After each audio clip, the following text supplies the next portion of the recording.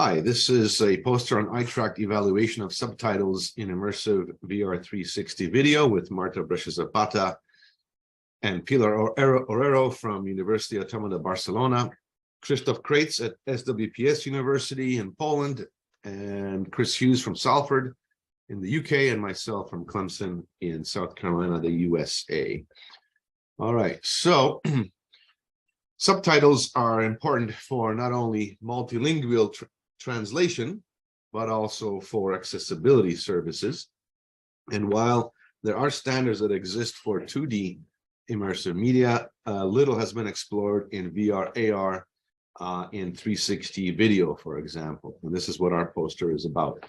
So we designed a very controlled experiment where we compared headlocked and fixed subtitles, so that's position, versus monochrome and color subtitles in a very controlled manner, such that each viewer would only see one type of video content once. So they either saw headlocked in color or fixed in monochrome, but from the two different videos, either the one on the left there or the one on the right. So to do this, we wanted to I track the experiment or see what people are looking at inside VR 360, and to get a sense of how well did the viewers actually look at the subtitles. So our framework for evaluating this in VR is the novelty, really, of our contribution, where we looked at psychophysiological measures, eye movements, performance metrics, and self-reported kind of statistics. Our framework is based on an HTC Vive Pro Eye, where we use Data Manager to display the subtitles using a particle system-like implementation from computer graphics, which runs in its own thread, so that we can capture eye movements at 120 hertz. And then we record everything, including video position, caption position, by the manager, and then later we can play back or output the results that we had collected. So we hypothesized that headlock subtitles, the ones that are always in front of the viewer, would be better for content comprehension, measured by lower task load, and in other words, lower cognitive demand, self-reported in this case, and also that they'd be easier to read in some sense. So we'll look at that in a minute. A 2x2 mixed design where we use the position as a between subjects factor, and the color was a within subjects factor. So like I said, viewers would only see one type of content at a time, counterbalanced. 24 participants played a part in our study, and most were digital savvy, digital media savvy. Here's the experiment.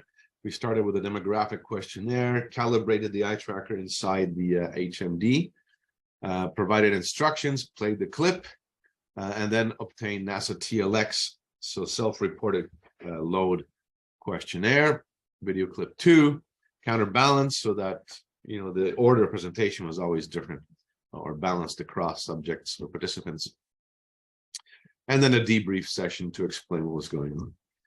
So results show that headlocked self-reported task load was indeed lower than the fixed subtitles. So fixed subtitles are fixed in space within the video, and so the user has to rotate their head and essentially find the subtitles that are positioned next to the speaker. Ambient focal attention, our K coefficient, which is a metric that uses both a fixation duration minus the subsequent fixation saccade. You can see the poster for further details, showed that for headlock subtitles, viewers were mainly focal, so they could read the subtitles, and then they were ambient, so they can move their eyes around afterwards. The observation was somewhat reversed. In the fixed subtitles, they were ambient first, so they were most likely looking for the subtitles first, and then focal in time to be able to read the subtitles.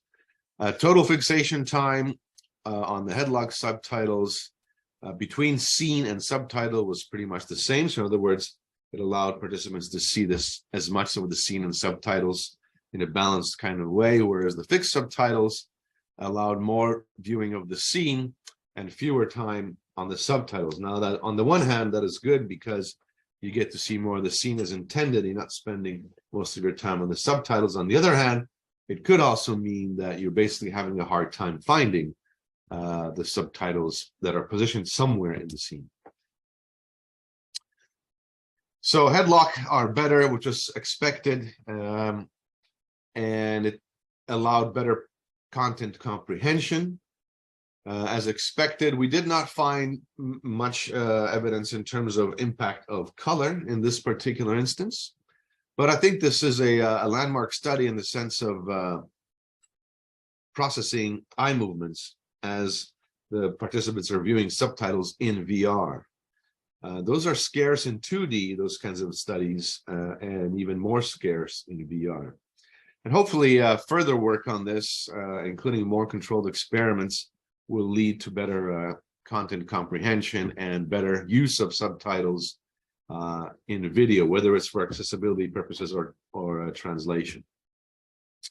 And that's about it. Thank you very much. As I said, this is a large cooperation and is also funded by the Lead Me Cost European Cooperation in Science and Technology, funded by the Horizon 2020 program, and involves several groups of people from Poland, the UK, Spain, and the USA. Thank you so much.